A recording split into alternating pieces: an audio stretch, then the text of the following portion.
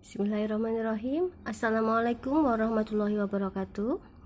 Selamat pagi, salam sejahtera untuk kita bersama. Apa kabar saudara-saudara pagi hari ini? Sudah siap mengikuti kuliah promosi kesehatan rumah sakit? Hari ini saya kembali akan memberikan materi tentang promosi kesehatan. Pada kesempatan hari ini kita akan fokus kepada promosi kesehatan rumah sakit. Materinya lumayan banyak. Hari ini akan saya bagi menjadi 2 sesi. Sesi yang pertama kita mulai dari definisi terminologi. Secara definisi, rumah sakit diartikan sebagai suatu institusi pelayanan kesehatan yang menyelenggarakan pelayanan kesehatan perorangan secara paripurna, yang menyediakan pelayanan rawat inap, rawat jalan, dan rawat darurat.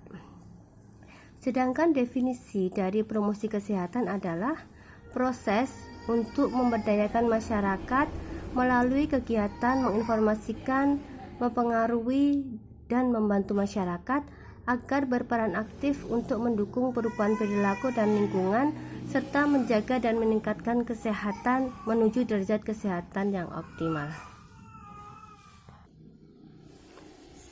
Sedangkan promosi kesehatan rumah sakit atau selanjutnya akan kita singkat dengan PKRS adalah suatu proses pemberdayaan pasien, keluarga pasien, SDM rumah sakit, pengunjung rumah sakit, dan masyarakat di sekitar rumah sakit untuk berperan serta aktif dalam proses asuhan untuk mendukung perubahan perilaku dan lingkungan, serta menjaga dan meningkatkan kesehatan menuju pencapaian derajat kesehatan yang optimal.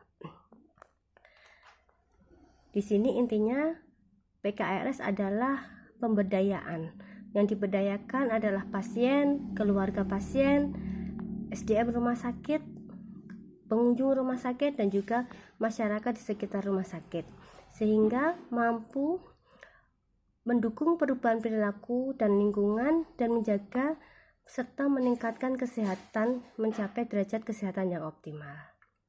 Kita lanjutkan untuk penyelenggaraan promosi kesehatan rumah sakit. Penyelenggaraan PKRS mempunyai dasar hukum. Di sini kemarin saya sudah upload tentang PMK 44 tahun 2018 tentang penyelenggaraan promosi kesehatan rumah sakit. Sudah dibacakan? Mungkin masih ada yang bingung. Di sini saya akan menjelaskan. Nanti akan terdiri dari 2 sesi. Sesi yang pertama ini mungkin sampai dengan nanti tahap-tahapnya gitu. Dasar hukum dari PKRS ini adalah PMK 44 tahun 2018. PMK ini ditandatangani pada tanggal 19 September 2018, kemudian diundangkan pada tanggal 20 September 2018.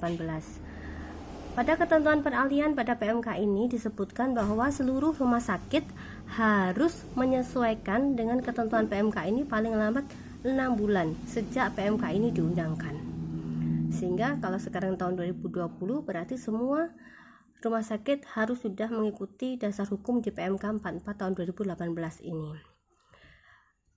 Di ketentuan penutup ada menyebutkan bahwa PMK nomor 004 tahun 2012 tentang petunjuk teknis promosi kesehatan rumah sakit dinyatakan dicabut dan tidak berlaku. Sehingga kita untuk dasar hukum PKRS hanya menggunakan PMK nomor 44 tahun 2018.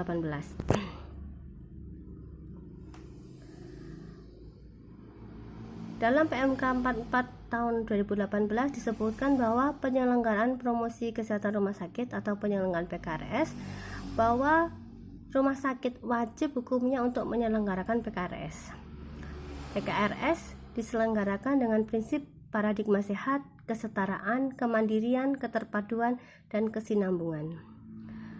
Penyelenggaraan PKRS meliputi pelaksanaan manajemen PKRS.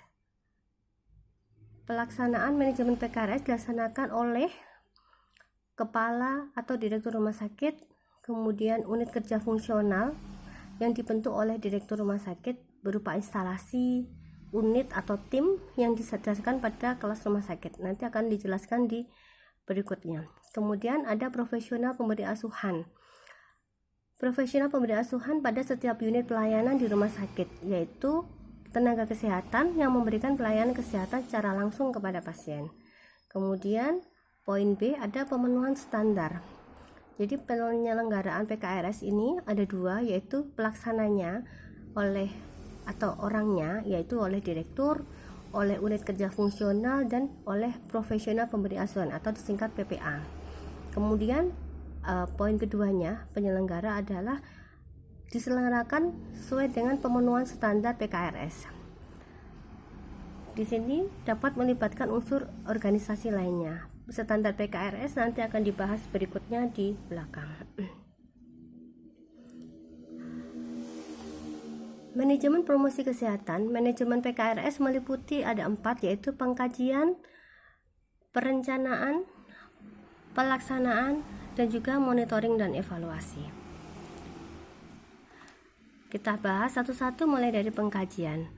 Tujuan dari pengkajian untuk melihat penyebab faktor resiko yang terjadi penyakit berdasarkan perilaku dan non-perilaku. Pelaksanaan dalam pengkajian PKRS yang pertama adalah pengkajian bagi pasien dan keluarga pasien. Ini dilakukan berdasarkan formulir pengkajian pasien, asesmen pasien. Kemudian pengkajian bagi SDM rumah sakit menggunakan instrumen identifikasi perilaku. Kemudian pengkajian bagi pengunjung rumah sakit dan masyarakat di sekitar rumah sakit. Ini menggunakan data sekunder yang meliputi data demografi, data penyakit, data kunjungan, dan data perilaku. Ini adalah contoh form assessment atau pengkajian pasien dan juga pengkajian SDM. Setiap pasien wajib dilakukan pengkajian seperti ini. Kemudian SDM, setiap jenjang SDM yang ada di rumah sakit juga dilakukan pengkajian. Tahap berikutnya adalah perencanaan PKRS. Perencanaan dilakukan dengan tahapan penetapan tujuan dan sasaran. Ada 6 tahap di sini: penetapan tujuan dan sasaran,